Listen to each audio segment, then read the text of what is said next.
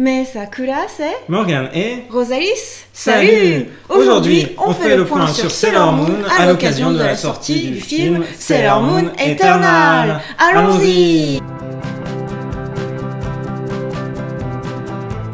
Pour ça, tu as acheté un magazine spécial. Oui, tout à Plutôt fait. un journal. Un journal. Un Plus quotidien. exactement. Un quotidien sportif. Le hors-série dans Quotidien sportif, le Sponichi, qui est un quotidien de sport au Japon, Nippon. qui dépend de Mainichi Shimbun. Il faut savoir qu'au Japon, souvent, pour accompagner des films, particulièrement des films d'animation, il y a des numéros spéciaux de quotidiens sportifs ou de quotidiens d'actualité. Donc là, par exemple, Rosalis montre quelques-uns de ces numéros spéciaux qu'on avait achetés. D'habitude, c'est sur du papier, un peu plus papier journal. Là, en l'occurrence, pour Polycua. Polycua, tu vois bien, c'est du papier. Les couleurs sont pas chatoyantes. C'est ça. Ouais, c'est du papier journal. Hein. Typiquement, on le trouve vraiment partout, c'est-à-dire dans les konbini notamment. On peut imaginer que les parents qui passent au konbini vont acheter le journal à leurs enfants. Mais là, ouais, comme tu dis, là, le papier, il est beau, il est beaucoup plus un papier un peu chatoyant, plus brillant. Ouais. Voilà, il est un petit peu plus cher, mais enfin pas grand-chose, hein, c'est 540 yens. Et c'est très beau, effectivement. Ouais, je sais pas, 4 € environ. Oui, voilà. Pour une trentaine de pages qui permettent de faire le point sur oui, c'est ça, une trentaine de pages, 32 pages. Normalement, ça se plie comme c'est un journal, quoi. Mais oui, mais je vais pas le plier, là, celui-là, je tel quel. Donc, on voit la couverture. Il y a deux couvertures qui existent. Il y a celle-là, et je crois que c'est quand tu vas l'acheter dans les magasins que tu as la couverture avec Usagi et les Inner Senshi. Donc, en l'occurrence, effectivement, ça accompagne la sortie du film. Et il y a plein d'infos à propos du film Eternal, et plutôt des films, puisque là, ça accompagne bien la sortie des deux films. C'est en deux parties. Pour mémoire, pour ceux qui redécouvriraient que Sailor Moon fait l'objet d'une actualité animée depuis maintenant, en fait, d'une nouvelle actualité animée, c'est depuis 2014. C'est en 2014 qu'il y a eu un reboot complet. Nommé Crystal. Voilà, nommé Crystal. Sailor Moon Crystal. Avec 3 saisons, en 2014, 2015 et puis ensuite 2016 pour la saison 3. Donc là, c'était l'artbook qui était vraiment celui de 2014. Et donc, on avait couvert les 3 premiers arcs du manga, sachant que le manga compte 5 arcs. Et ça y est, du coup, avec Eternal, qui a été annoncé comme étant dès le départ 2 films, on couvre le 4e arc, celui où apparaît Helios. Ok, celui qui est couvert dans cet tome-là. Dans cet tome-là, de cette édition, de la réédition de Sailor Moon en format tankobon. Donc, pour la version française, donc là, c'est chez Pika. Il y a encore les étiquettes de prix. 8, 9, 10. Paru en 2013 et 2014 pour cette réédition. Et puis, dans quelques mois, on aura la même chose dans la Eternal Edition que Pika vient de commencer, mais qui au Japon en fait a été imprimée en 2014-2015. Voilà, donc on a l'édition originale que je vais vous montrer au fur et à mesure qu'on égrène un petit peu le journal sportif. Ouais, alors le journal il y a plein de belles infos. Commence par une interview en fait de la doubleuse de Nehenenia. Donc on va montrer de loin. On a Et ma question, du coup, c'était est-ce que c'est la doubleuse originelle de l'animé de Toei Animation? Apparemment, ici. Voilà, c'est une nouvelle doubleuse. Ouais. Ce qui est curieux, parce que normalement, au Japon, les seiyuu signent pour un projet. Donc, normalement, le projet Sailor Moon, elle signe pour toute la vie, quoi. Mais bon, là, vu que c'est un reboot et qu'il n'y a que Kotono Mitsuishi qui a été conservé, c'est-à-dire la voix originale de Usagi, de Sailor Moon, tout le reste du staff doubleur est distinct.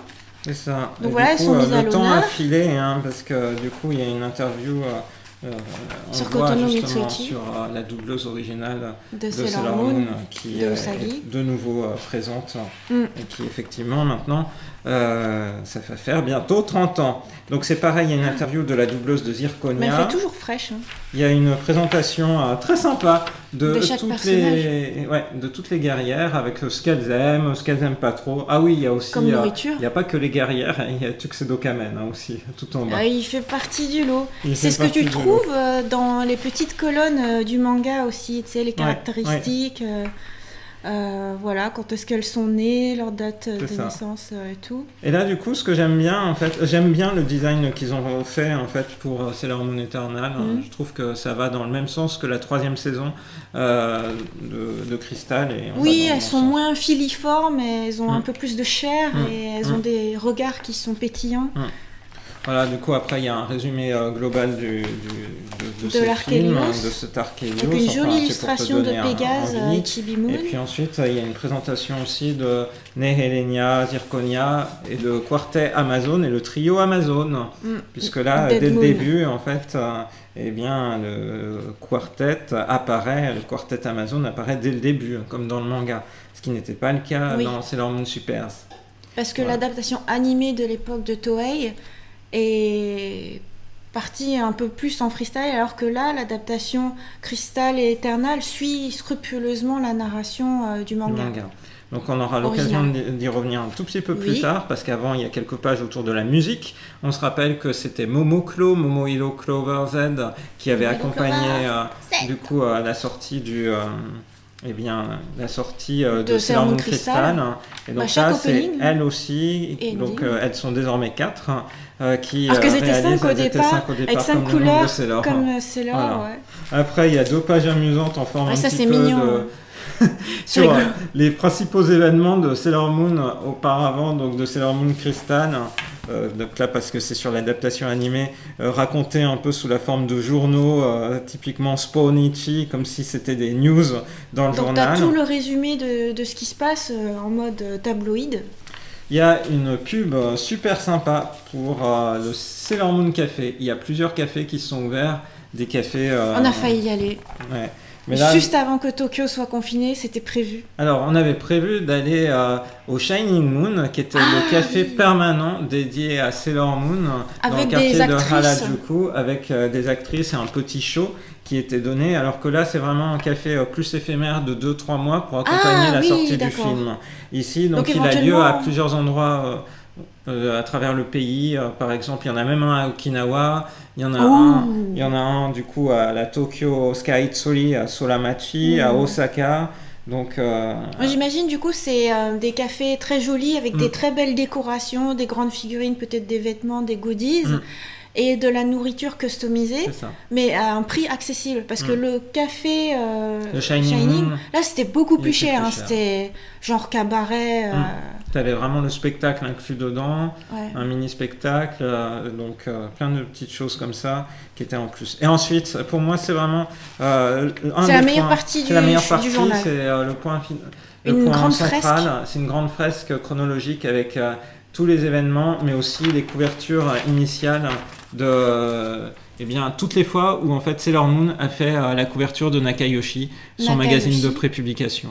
Donc Nakayoshi, qui est un magazine de prépublication de à destination de jeunes filles, de petites filles, même plutôt, destination primaire collège. C'est le public cible de Sailor Moon, le public cible de ce magazine de shoujo manga. Dans lequel paraît actuellement Cardcaptor Sakura. Et là, comme c'était le film de Sailor Moon qui sortait, il y avait un bonus sous forme de calendrier qui est dans notre décor. Ah bah oui, il est derrière. Oui, tout à fait. Donc voilà. Nakayoshi, super belle fresque. C'est là qu'on se rend compte que Sailor Moon faisait très très souvent la couverture du magazine. Voilà. C'est-à-dire c'était chaque année 4 fois à peu près. Ouais, c'était la star du magazine.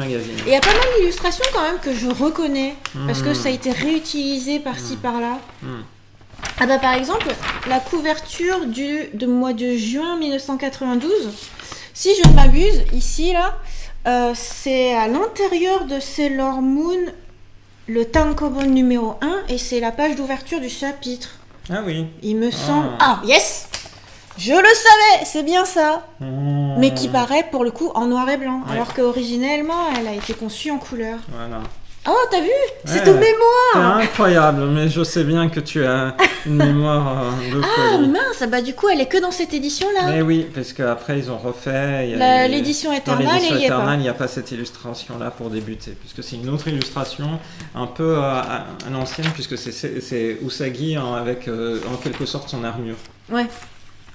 Et en fait, c'est l'occasion de revenir sur la genèse de Sailor Moon, puisque on n'a pas vraiment conscience de ça si on a suivi que la diffusion de l'animé en France, mais ce qui a démarré en fait, c'est le manga Codename Sailor V, donc la prépublication a démarré en fait au tout début en juillet 1991. Donc c'est la première chose qui a été publié, donc c'était un des chapitres, c'est vraiment de la prépublication, puisque le Tankobon, lui, paraîtra bien des mois plus tard, voire des années plus tard, puisque c'est du coup en décembre 93, donc grosso modo 1 an et demi plus tard, que le premier volume relié de Sailor V paraît au Japon.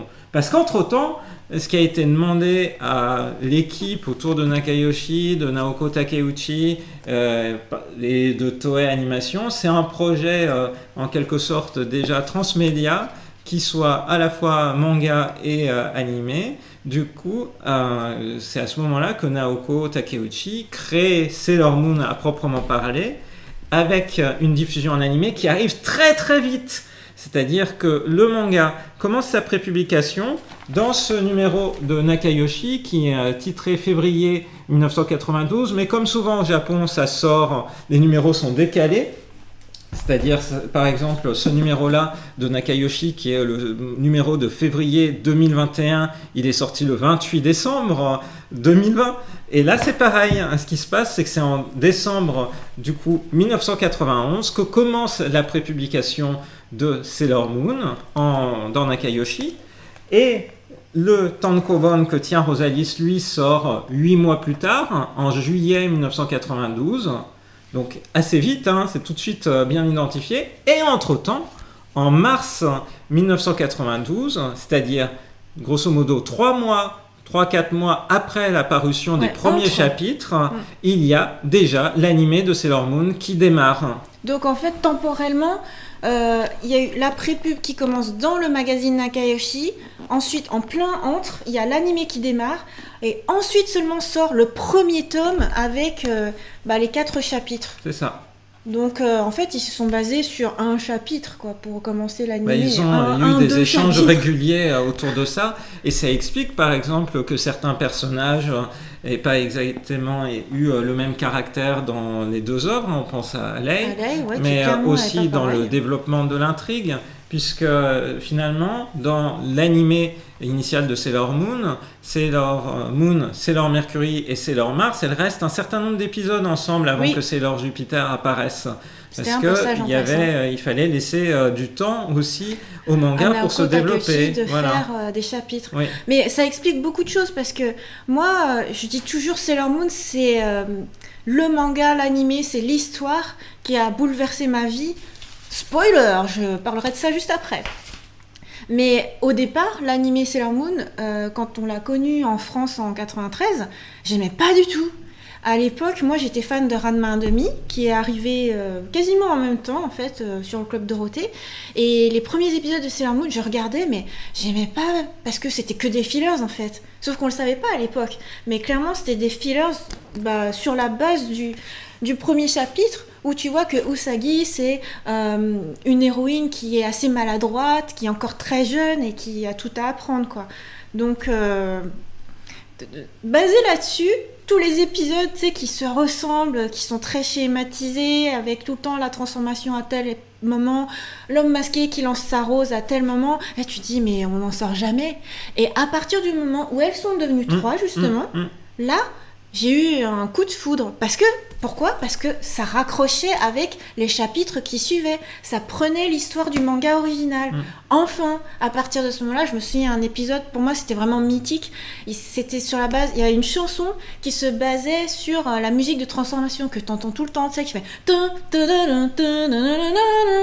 Et tu as la musique dessus avec... Les paroles, c'était les paroles pour se transformer. Moon, Purizumu Power, Make Up. Et voilà, la chanson, en plus, pour une fois, la chanson japonaise était restée dans l'épisode français. Donc je dis, là, c'était le coup de cœur et j'ai trop aimé. Et après, les mangas sont arrivés en France aussi. Et donc voilà, je suis devenue fan.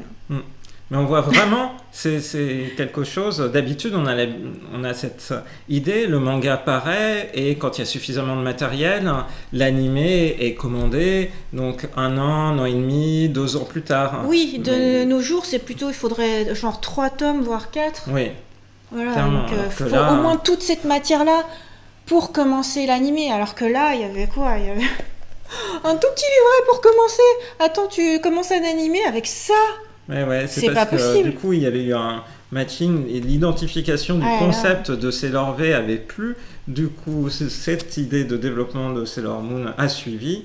Et la première saison s'est terminée en février 1993 et a enchaîné directement le 6 mars 1993 par Sailor Moon R. Et ensuite, on aura ce rythme-là d'une saison par an qu'on retrouve au Japon globalement dans d'autres séries animées, notamment tout ce qui est Super Sentai, il y a une série par an. Comme Sailor Moon s'inspire aussi des séries de Super Sentai, c'est à noter. Et puis plus tard, les séries de Magical Girl que créera Toei Animation comme concept original, c'est-à-dire les Purikyo, les Precure, c'est à partir de 2004, c'est une série par an avec un reboot à chaque fois, même si au tout début ils ont cherché, c'était pas exactement comme ça, mais avec maintenant une série par an chaque année qui démarre normalement en février et qui est accompagnée d'un manga aussi, dans Nakayoshi, d'un manga qui raconte, du coup là c'est plus un manga d'accompagnement puisque pour Precure elle ne se transforme jamais dans le manga, c'est des scènes de vie quotidienne. Voilà.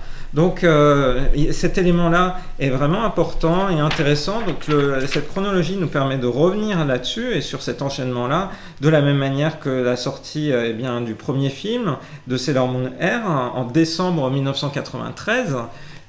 Film en fait dans lequel Naoko Takeuchi n'a pas eu une importance fondamentale, ce qui est différent du film de Sailor Moon S dans lequel elle sera beaucoup plus intégrée au processus puisque carrément il y a un manga qui elle a créé est toute associé. L'histoire. Voilà. Donc on pourra rentrer dans un détail plus tard sur comment est-ce que tout ça a pu se faire, c'est-à-dire les caractéristiques propres au développement de Sailor Moon R, de Sailor Moon S, qui porte aussi la patte du réalisateur Kunihiko Ikuhara. Et donc, progressivement, on arrive au Japon sur la 4e série. Donc la 4e série qui est Sailor Moon Super S, qui démarre en mars 1995. C'est pas Super S, c'est Supers. Supers, tu as raison. Supers. Et qui est accompagné aussi d'un film, là encore en décembre. Un film qu'on n'a pas eu l'occasion d'avoir en fait officiellement en France. Et qui sont inspirés du manga qui continuait lui aussi à se développer. Donc, et enfin, la dernière saison de Sailor Moon, c'est Sailor Stars, qui démarre, lui, en mars 1996, sachant que la prépublication et puis l'animé se terminent, du coup, en 1997. Donc, l'animé se termine en février du coup, de cette année-là, 1997.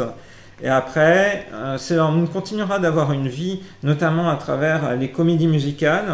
Donc il y a pas mal de comédies musicales. Et surtout, il y a un point, c'est le live action. Donc ça, c'est une comédie musicale de 2014. On est allé voir. Sailor Moon, Petite étrangère. Voilà, c'était le deuxième. C'était l'adaptation du deuxième arc de Sailor Moon, donc avec l'apparition de Chibiusa.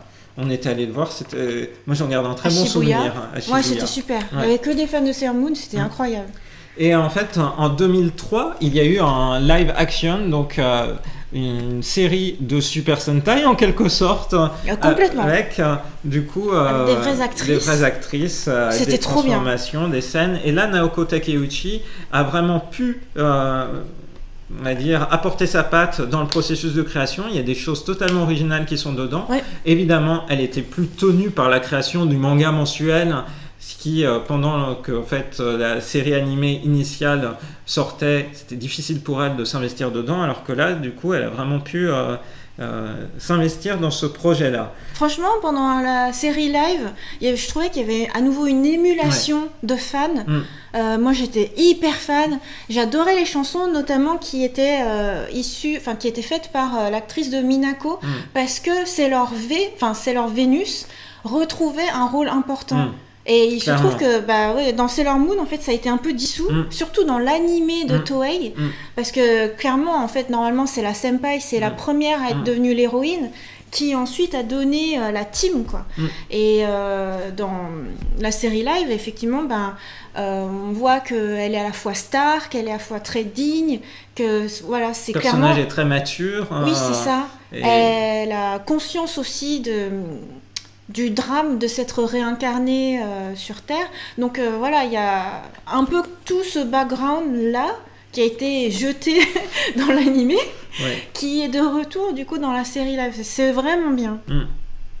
Voilà, et après, relancer le projet du coup de Sailor Moon à partir de juillet 2012, qui s'est concrétisé par l'arrivée de Sailor Moon Crystal, les comédies musicales qui ont repris depuis le début. Donc il y a eu 5 comédies musicales qui adaptent les 5 arcs. Et sachant qu'au début, l'animé Sailor Moon Crystal, j'aimais pas du tout. Sachant qu'il était conçu juste pour une diffusion sur des plateformes de VOD comme Nico Nico Douga. Donc la première saison de Sailor Moon Crystal n'était pas diffusée simultanément à la télévision au Japon. Ce qui est très différent du projet de la saison 3 de Sailor Moon Crystal où ça s'est passé. Donc là, c'est vraiment le lancement de Sailor Moon Crystal avec beaucoup d'utilisation de la 3D, notamment pour les scènes de transformation. C'était un petit peu... c'était cheap, mais surtout le chara design était un peu space.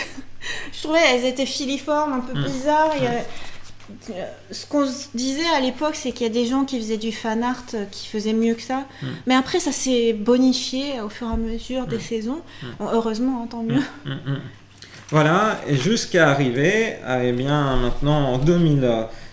alors déjà, c'est drôle parce qu'ils évoquent en juin 2020, en fait, à Tokyo, il y a l'univers Small World, qui est un univers un peu comme France Miniature, où vous retrouvez différents éléments. C'est Japon Miniature. C'est Japon Miniature, et puis il y a des scènes d'animé. Il y a Evangelion qui est représenté, mais aussi Sailor Moon. Donc on peut choisir de se faire miniaturiser pour apparaître pendant un an dans les décors miniatures de Sailor Moon. Donc c'est ce que montre le magazine. Ouais, ça j'aurais tellement aimé. Il n'y aurait pas eu la crise, on avait prévu d'y aller. Et puis, du coup, en 2021, repoussé de 4 mois, la sortie des 2 films de Sailor Moon Eternal qui adaptent du coup en 2 films, fidèlement, tout l'arc consacré à Helios. Mais on est vraiment dans la représentation de ce qui se passe dans le manga. Donc, avec des choses qu'on n'a jamais vues, dont on sait qu'on n'aura jamais vu si on n'a fait que regarder la série animée initiale, c'est-à-dire ici les Sailors vont avoir leur forme éternelle. Ça on le sait parce qu'il y a déjà eu un visuel qui le montrait, et puis aussi on le voit dans le trailer, et on peut imaginer par exemple, sans spoiler, je ne dirai rien, mais que ce qui attend le quartet Amazon dans cet arc-là va aussi être représenté en animé. Donc c'est génial d'avoir cette adaptation. Voilà, donc grosse news. Et puis en même temps, il faut savoir que ça aurait dû être au juin 2020, finalement ça sera en 2021. Il y a une représentation sur patinage artistique de Sailor Moon par la patineuse professionnelle du coup Medvedeva, je ne sais pas prononcer exactement, qui est une patineuse. Ça aurait dû avoir lieu à Yokohama.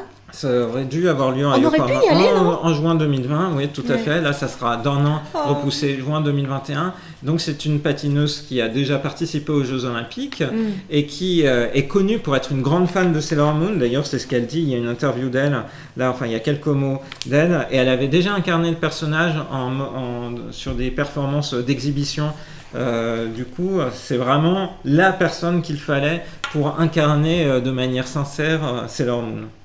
Voilà. Ensuite, le magazine se poursuit avec une carte de Azabu Juban, avec les principaux lieux du coup. Moi, quand j'étais fan de Sailor Moon à l'époque, je m'étais fait une petite carte aussi. J'avais pris un petit carnet, j'avais recopié un peu la carte de Tokyo, et les lieux, j'avais placé où était censé habiter Usagi, où était censé habiter Mamoru. Du coup, c'est marrant de voir une carte officielle où ils ont représenté la même chose que ce que je faisais quand j'étais petite, quand j'étais ado. Et donc, parallèlement, il était possible de... Après, il y a de la pub, hein, il y a aussi pas mal de pages de pub. Il y a par exemple une page de pub sur VR Dream Flight, sur le fait de pouvoir... Il y a un petit film qui est sorti le 22 décembre, de voir en réalité virtuelle et de voler à travers la ville avec, du coup, les Sailor Moon, avec Helios. Il y a toutes les couvertures passées. Voilà. Et... Donc, puisqu'on a là, du coup, attends, je peux le détacher, cool. Là, tu as toutes les couvertures originales japonaises de la première édition Sailor Moon. Donc, du coup, tu vois avec le logo japonais. Marrant, c'est écrit Kodansha, mais en fait, c'est mal orthographié. C'est écrit Kodansha et ça se lit Kodansha. Et du coup, je peux vous montrer la même chose, mais avec l'édition française des éditions Glénat, qu'à l'époque, j'avais acheté à 36 francs 10. Tu peux montrer, mais c'est pas les mêmes couvertures. Hein. On se rappelle qu'il y a eu quelques adaptations à l'époque. Ah mais oui, tiens. Oui. Moi j'ai eu le tome 1 japonais et je me souvenais que c'était pas le même... Mais attends, du coup c'est horrible. Parce qu'en vrai, cette couverture, c'est la couverture du tome 2. Oui. Je crois qu'ils ont fait une inversion, hein, parce que... Oh, Glénat, c'est pas possible. Donc... La couverture, l'illustration originale du tome 1, vous la voyez là, eh ben, ils l'ont mis sur le tome 6. Pourtant, c'est logique de commencer toute seule. Et après seulement, elle tombe amoureuse. Quoi. Oui. Non, c'est pas possible. Et le tome 6, c'est le tome 2, hein, on se rappelle. Oh non, c'est pas vrai. T'avais oublié ce détail. Ah mais oui, attends, c'est horrible. Mais c'est pour ça ça n'a aucun sens. Plutôt, elle arrive pas là. Bien sûr. Oh mais... Mais je comprends même pas pourquoi ils sont amusés à faire ça, quoi. Je pense pour se dire, il faut que ça soit une romance, on le voit mieux, et donc voilà. Donc tu as des interversions comme ça. Le tome 3 c'est bon, le tome 4 c'était bon aussi, le tome 5 c'était bon, mais il y avait eu cette interversion de 3 tomes. Tu peux plus faire ça dans le paysage éditorial français maintenant. Non, c'est clair. Tu fais ça, tu te fais huer par les fans. Tu fais introduire un personnage du tome 6 sur la couverture du tome 2. Il y a un petit problème. Quoi. Voilà. Donc après les couvertures sont représentatives. Attends, je me suis fait avoir là, je l'ai acheté à 40 francs. 40 euros. Alors que tu vois que le tome 1, j'avais pris à 36 francs. Mais c'est que ça a augmenté progressivement. Ah, ça a augmenté. On était à 36, 38, 40. Ouais, 38. Attends, quand est-ce que ça se transforme en euros? Jamais. Jamais, hein, pour Sailor Moon. Je te rappelle, jamais tu l'auras en euros. Si, tu l'auras en euros sur la réédition. Ah la vache. La réédition, elle est à 6,95€ chez Pika. Très bonne réédition en plus. Même si, en fait, l'idéal, c'est d'avoir les deux éditions. D'avoir une édition refaite, puisque Naoko Takeuchi a retravaillé ses planches, et d'avoir cette édition-là, parce qu'il y a les petites colonnes de commentaires, et puis aussi en fin de volume, il y a tout ce que raconte Naoko Takeuchi. Elle raconte ses problèmes dermatologiques, elle raconte qu'elle a trop de stress, elle raconte la montée du succès de Sailor Moon et le fait qu'elle commence à recevoir les votes de popularité. Plein de choses qui ont disparu des éditions récentes. Là, Pika n'y peut rien. C'est au niveau de l'édition japonaise que ces éléments-là ont disparu, à la fois de cette édition-là et puis de la Eternal Edition. Mais du coup, c'est vrai que ça vaut le coup d'avoir l'édition française originale pour ça, et puis ou l'édition japonaise, hein, évidemment, la première édition japonaise, et puis une édition plus récente, parce que vous avez des alternatives. Donc je suis en train d'égrener les couvertures, parce que je trouve quand même que c'est sympa de tous les voir, puisque du coup on les a. Tout à fait. Et puis la petite anecdote, c'est à la fin de l'édition originale de chez Glénat, t'as les annonces pour le Club Sailor Moon, parce qu'à l'époque le Club Sailor Moon, ça se passait aux éditions Glénat, et moi c'est à partir de ce tome-là que du coup j'avais soumis ma candidature pour représenter Sailor Saturn, qui avait été acceptée. Donc j'ai incarné la première Sailor Saturn du club Sailor Moon français, et du coup ça c'est mon diplôme officiel d'animatrice. Avec le cadre que j'avais fait à l'époque. J'étais impressionné la première fois que j'ai vu ce cadre par le soin apporté. Voilà. Du coup, maintenant, au Club Sailor Moon, on peut maintenant rejoindre le Club Sailor Moon officiel japonais, donc c'est encore mieux. Là, c'est à carte de fidélité première année, deuxième année. Voilà, et puis tu peux avoir un goodies offert. Et puis quand tu es au Japon, tu as aussi des réductions dans les boutiques Sailor Moon. Mais c'est bien, hein, maintenant, tu peux interagir directement avec le Japon, c'est encore mieux. C'est clair. Donc ensuite, après cette édition-là, qui reste mythique, il y a eu effectivement cette édition-là, en 12 tomes, qui est disponible en France. Effectivement, c'est en euros après. Enfin, 12 tomes, plus 2 tomes d'histoires courtes, puisque là, les histoires courtes étaient externalisées. Ah oui. Et ensuite, eh bien... Donc là, c'est les tomes qui racontent le 4e arc. Et ensuite, l'édition suivante, en France, disponible avec une couverture cartonnée. Au Japon, c'est du carton souple. Là, c'est du carton dur. En France, c'est l'Eternal Edition en 10 tomes. Voilà. Sachant qu'au Japon, il y a une édition aussi de celle-là, l'Eternal Edition, en format Bunko, en petit format. Ah oui, Bunko, c'est plus petit que ça encore. Voilà, c'est sorti en 2018. C'est pour les grands classiques que tu gardes pour toute la vie, quoi. Donc voilà. Ouais. Et ensuite, il y a en 2020 démarré une édition tout en couleur qui n'est disponible qu'au format numérique. Donc cette édition tout en couleur, il n'y a que le tome 1 et le tome 2 qui sont sortis à ce jour. Je ne sais pas ce qu'ils prévoient de faire avec de nouvelles couvertures du coup du tome 1 et du tome 2. Donc sorti en juin. Voilà. Mais pourquoi pas, hein, c'est vrai que ça se fait. On a vu pour Boto, Hanayome. Dragon Ball aussi oui, c'est vrai. a eu tout son manga adapté en tout en couleur. C'est vrai qu'avec le numérique, sur des mangas qu'on apprécie, ça fait sens d'avoir cette chose-là, cette transformation en couleur. Tu le lis sur ton iPad, surtout si tu l'as en format en grand comme moi, c'est super beau. Voilà, après il y a des petites choses amusantes comme une conversation un peu comme sur Line. L'image justement à Yokohama Landmark, qui est un endroit qu'on a déjà vu sur ta chaîne puisqu'on y était déjà allé. Il y avait un partenariat avec Sailor Moon qui a démarré fin 2020.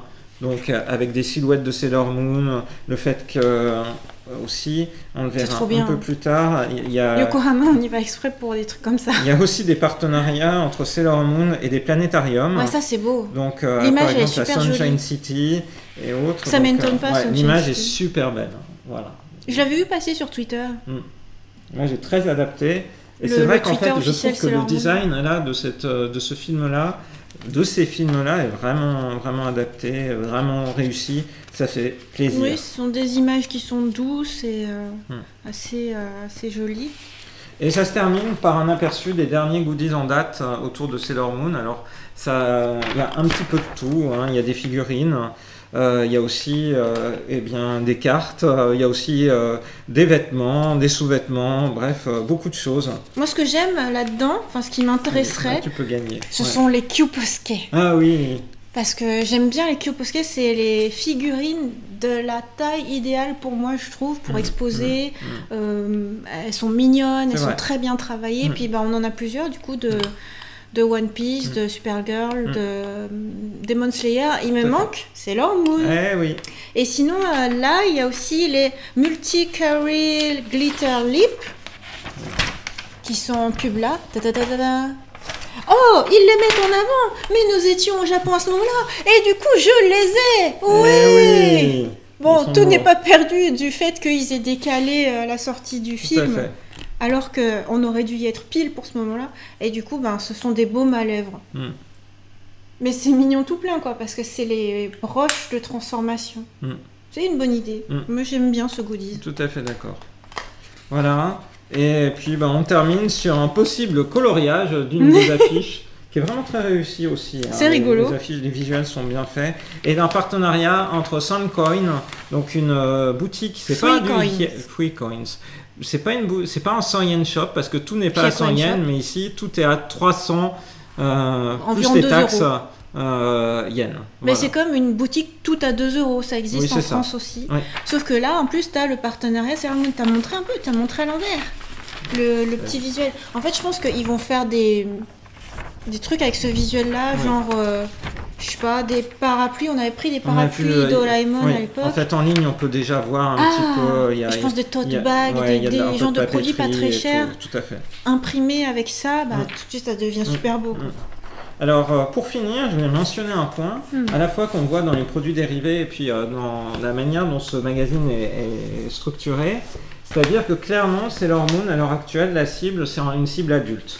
Parce que autant pour Pullichua, dans le journal, en fait, il y a des fooligana systématiquement, donc en fait, les enfants peuvent des aides à la lecture, pour les ce qui n'est pas du tout le cas dans ce magazine-là. Ça confirme en quelque sorte que pour l'instant, la cible faite pour Sailor Moon, voilà. Le journal sportif en tout cas est pour les adultes, ça c'est sûr. Mais là aussi, c'est l'adaptation d'un journal sportif. Oui, c'est vrai, t'as raison. C'est tout le temps la même chose. C'est juste un choix. On voit, et d'ailleurs dans les produits qui sont faits, les baguettes, on sait, les baguettes de Sailor Moon, les baguettes de transformation. Dragon Ball, je sais plus. Les baguettes de transformation, on sait qu'il y a une proplica de la nouvelle. Il y a des fooligana pour Dragon Ball. Ouais, voilà. Pour Dragon Ball, c'est encore pour des enfants. Mais oui, parce qu'il y a eu Dragon Ball, il y a eu pas mal Dragon Ball Heroes, il y a eu pas mal de choses qui ont relancé Dragon Ball. Et Toei a fait ce choix-là d'orienter Dragon Ball pour un public jeune et de renouveler en fait le public. Là où c'est assez étonnant. Parce que même dans Nakayoshi, on aurait pu s'attendre là pour la sortie du film à quelque chose d'énorme. Il y a une interview qui démarre le magazine, il y a une interview de l'actrice de Nehelenia et autres, mais ça reste très petit quoi, en termes de couverture. Donc voilà, mais en tout cas, j'espère que le public japonais fera honneur à la sortie de ce film-là. Mais il est sorti et le lendemain, Tokyo déclarait l'état d'urgence. En gros, un genre de confinement responsable. Ouais, c'est ça. Un autoconfinement responsable. Je pense quand même que... Mais là, ce qu'on espère maintenant, puisque c'est l'arrivée sur des plateformes de vidéos à la demande, a priori ça serait Netflix de ce film-là, pour ensuite qu'il ait véritablement la couverture qu'il mérite et puis le succès qu'il mérite. Je suis sûr que voilà, à travers le monde, tous les fans de Sailor Moon n'attendent qu'une chose, c'est qu'il y ait une offre légale pour ce film-là et qu'on puisse le découvrir dans les meilleures conditions possibles. Oui, puis même une édition DVD, une édition collector DVD, Blu-ray, enfin voilà, c'est clairement quelque chose que les adultes nostalgiques qui sont restés fans toute la vie de Sailor Moon auraient envie d'acheter, de collectionner. Sachant que pour moi, là, c'est pas seulement une question de nostalgie, c'est aussi le fait que c'est une très belle œuvre et que comme d'autres œuvres fantastiques de la culture populaire en général, Star Wars a par exemple des reboots, en tout cas des séries, The Mandalorian, il y a eu de nouvelles séries annoncées, bref... qui font poursuivre la continuité de la chose, Star Trek aussi. Pour Sailor Moon, c'est pareil. J'espère que voilà, ça puisse continuer comme ça, sachant que voilà, on a vraiment ici du matériau original en animé. Parce que quand tu dis Star Trek ou Star Wars, tu penses qu'il y aurait une suite. Donc déjà, ça serait vraiment super d'arriver à avoir l'intégralité du manga adapté. Il reste la partie Sailor Stars. Il reste la partie le 5e arc. Moi j'adore cette partie-là. Ce 5e arc qui, en plus ça allait, plus le manga et l'animé initial des années 90, entre guillemets, divergeait, donc proposait des visions un peu différentes. Donc là, déjà avec Sailor Moon Eternal, on va avoir en animé pour la première fois des choses qu'on n'a pas vues dans l'animé des années 90, et ça serait pareil là, sachant qu'il reste du matériel éventuellement pour des adaptations animées, c'est-à-dire il y a des histoires courtes qui pourraient faire l'objet d'adaptations, et puis c'est vrai, maintenant que tu le dis, ouais. C'est pour ça que je dis ça pourrait continuer, se poursuivre, ou même proposer un autre projet, même si je pense que ou des spin-offs. Naoko Takeuchi en elle-même, peut-être qu'elle n'a pas envie de créer un nouveau manga, mais par contre elle était quand même aux commandes du live action, donc à mon avis voilà, elle pourrait vouloir s'investir, sachant que, dernier élément sur Sailor Moon Eternal, quand vous allez sur le site japonais de Sailor Moon Eternal, la première chose qui s'ouvre, c'est une pop-up avec le message de Naoko Takeuchi à propos de cette adaptation. Ah oui, celle que tu m'as montrée. Oui, que je t'ai montré, qui montre combien en fait elle approuve cette adaptation et en quelque sorte la soutient. Donc c'est quelque chose d'important de voir ça. C'est vraiment une adaptation animée qui est approuvée. Voilà, qui a le sceau d'approbation par sa créatrice originale. Donc voilà, maintenant on espère On espère que ce film rencontre son succès et que on est. D'accord. Ce que je voulais dire, c'est que quand tu parlais de Star Wars, Star Trek et tout, tu reprends pas seulement l'histoire originale, mais en plus tu crées une suite. Peut-être ça pourrait. Pourquoi pas. En tout cas, les histoires courtes pourraient être adaptées, il pourrait y avoir. D'accord. Il pourrait y avoir des choses. Oh, ouais, je ne sais pas. Mais ouais, espérons alors. Voilà. Pour finir, voulais-tu montrer ça ou alors on en reparle plus tard? Allons-y, terminons. On en reparlera de toute manière. Mais effectivement, la première fois que les archives là. Voilà, la première fois que je t'ai écrit, c'était pour acquérir Ousa numéro 1, dont j'avais vu l'annonce du coup dans Animeland. Voilà. Magazine de référence en France. Donc en février 99. Je sortais mon premier fanzine. Dédié à Sailor Moon. Voilà. Sailor Moon Evangelion. Et c'était les débuts de l'aventure éditoriale, de la publication, en tant que fan. Et donc ensuite, tu as eu l'occasion de rencontrer Naoko Takeuchi. Et ça, c'est quand même la grande classe. Je suis super jaloux. En fait, ce qui s'est passé, c'est que c'était toute une séance. Elle était venue à la Maison de la Culture du Japon et très peu de gens devaient être au courant et on ne pouvait pas diffuser l'information. Donc moi, je l'ai su. Et donc, elle était présente, il y a eu une interview. On pouvait poser des questions après, dans une grande salle de conférence. Après, il y a eu la diffusion du film Sailor Moon Air. Puis, il y a eu la séance de dédicace personnalisée, personne par personne, où elle te faisait sa signature. C'est à cette occasion-là, au moment où j'ai pris la dédicace, je lui ai offert mon fanzine et j'ai dit, est-ce que je peux prendre une photo? Et elle a posé avec un joli sourire, clac, photo. Voilà, immortalisée. C'est la classe, sachant qu'elle avait fait, que vous aviez intégré sachant qu'elle est très rare, une dédicace du coup, pour le club Sailor Moon. Ouais, le lendemain, elle est passée aux éditions Glénat, voir les couvertures françaises, constater que c'était différent, que c'était joli. Ça, c'est quand même, c'est la grande classe. Franchement, bravo, félicitations. Avec mon premier fanzine. Maintenant, je veux dire, à cette époque-ci, je pense qu'on préférerait faire un selfie. Mais moi, pour l'époque, clairement, ce que je voulais, c'est qu'elle pose avec la création qu'on avait fait en tant que fan. Ouais, c'est chouette. C'est un bon souvenir. C'est beau. Voilà. C'est une belle fin. On a bien parcouru du chemin avec Sailor Moon, tant dans l'histoire du manga, de l'animé, que peut-être personnellement. Un petit mot avant de finir, parce que la question qui brûle toutes les lèvres, c'est Morgane, comment t'as fait pour acheter ce journal? Je vous mettrai dans la description de cette vidéo le lien vers la vidéo où Morgane explique comment faire pour commander tous ces magazines de prépublication. Magazine de pré-pub, journal japonais. Voilà. Après, il faut savoir écrire en japonais. Il faut écrire ça. Il faut écrire Sports Nippon. Voilà. Voilà, le mot de la fin. Parfait. Du coup, j'ai pris beaucoup de plaisir à parcourir tous ces éléments autour de Sailor Moon. C'est génial. Que pour vous aussi, c'était bien d'avoir ce dialogue-là. Ça, on va le garder. Moi, je vous promets qu'on ne va pas le jeter ou le déchirer. Ah non, celui-là, non. C'est sûr. On espère que cette vidéo vous a plu. On vous donne rendez-vous à très bientôt dans une prochaine vidéo sur la chaîne de Rosalis.